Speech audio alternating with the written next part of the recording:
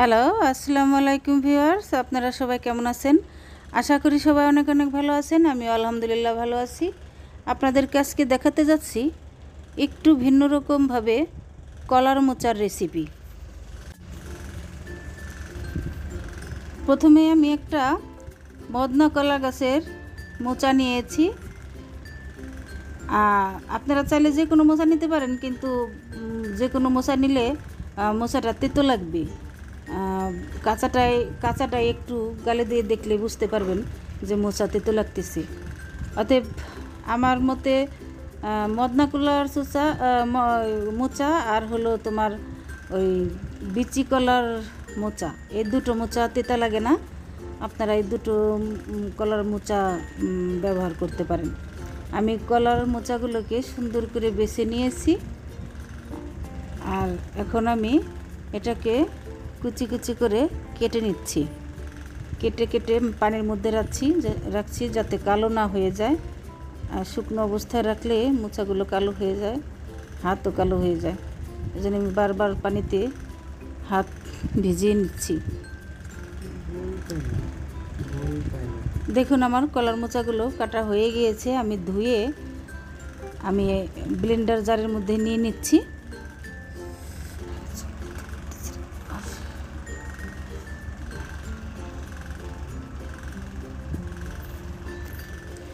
তার মধ্যে আমি দিয়ে দিচ্ছি কাঁচামরিচ, পেঁয়াজ আর রসুন।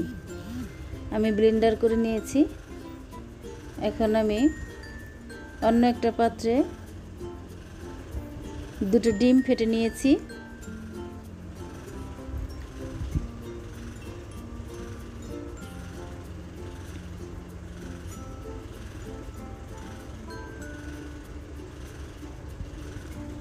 আমি হ্যান্ড উইচের সাহায্যে ডিমগুলোকে ফেটে নিচ্ছি।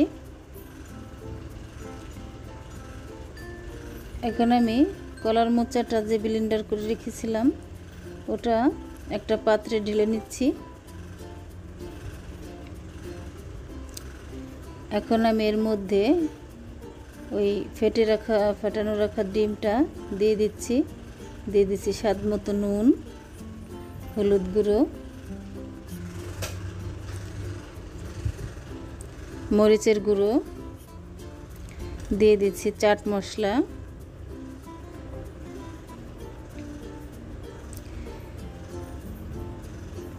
এখন আমি পুরোটাই মিক্সড করে নিচ্ছি হ্যান্ড উইচের সাহায্যে। আপনারা চাইলে হাত দিয়েও করতে পারেন।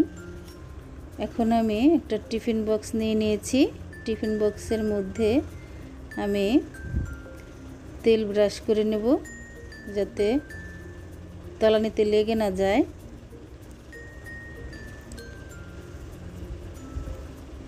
বন্ধুরা, আপনারা একবার হলো বাসায় এভাবে ট্রাই করে দেখবেন, অনেক টেস্টি হয় খেতে।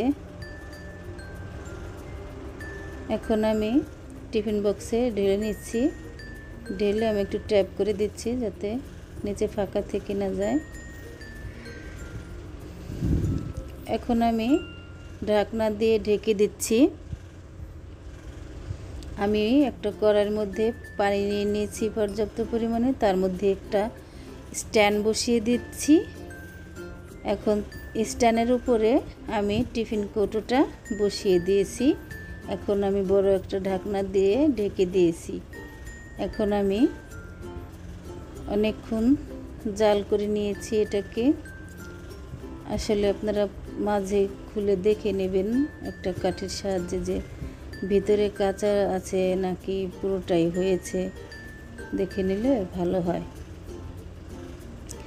তো রেসিপিটা আপনাদের কাছে কেমন লেগেছে কমেন্টের মাধ্যমে জানাবেন। আপনাদের কমেন্ট পড়তে আমার খুবই ভালো লাগে। আরও কমেন্ট করে জানাবেন আপনাদের কী ধরনের ভিডিও লাগবে। আর আমার চ্যানেলটিকে সাবস্ক্রাইব করে পাশে থাকবেন। বেল আইকনটি চাপ দিয়ে দিবেন যাতে আমার নতুন কোনো ভিডিও ছাড়ার সাথে সাথে আপনাদের কাছে নোটিফিকেশন সবার আগে পৌঁছায়। এখন আমি কড়াইয়ের মধ্যে তেল দিয়ে দিয়েছি। তেলের মধ্যে আমি পেঁয়াজ কুচি দিয়ে পেঁয়াজটিকে ভেজে নিয়েছি।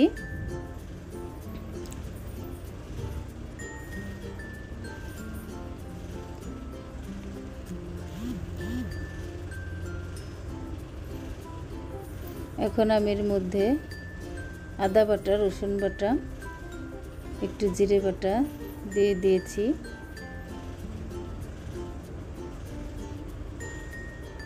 আজকে আমি চুলায় রান্না করতেছি।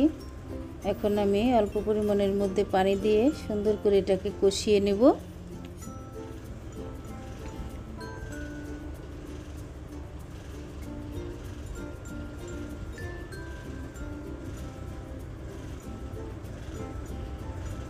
এখন দিয়ে দিচ্ছি মরিচের গুঁড়ো, হলুদের গুঁড়ো,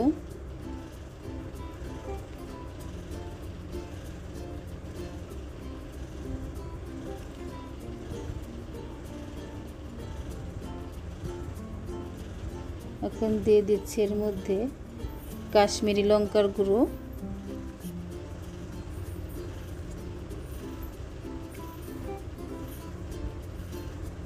আপনাদের হাতের কাছে কাশ্মীরি লঙ্কার গুঁড়ো না থাকলে এমনি লঙ্কার গুঁড়ো দিয়ে করতে পারেন। স্বাদ মতো দিয়ে দিচ্ছি নুন।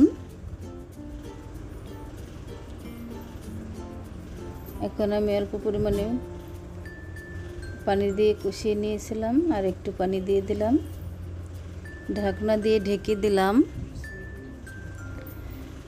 দেখুন বলক উঠে গিয়েছে।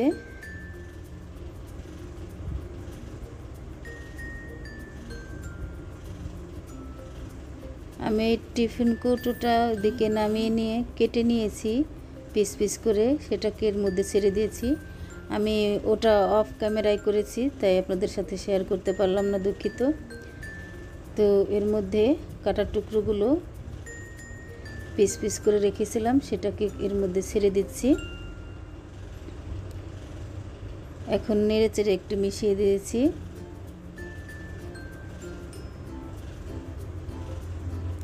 ঢাকনা দিয়ে ঢেকে 4-5 মিনিট রান্না করে নেব।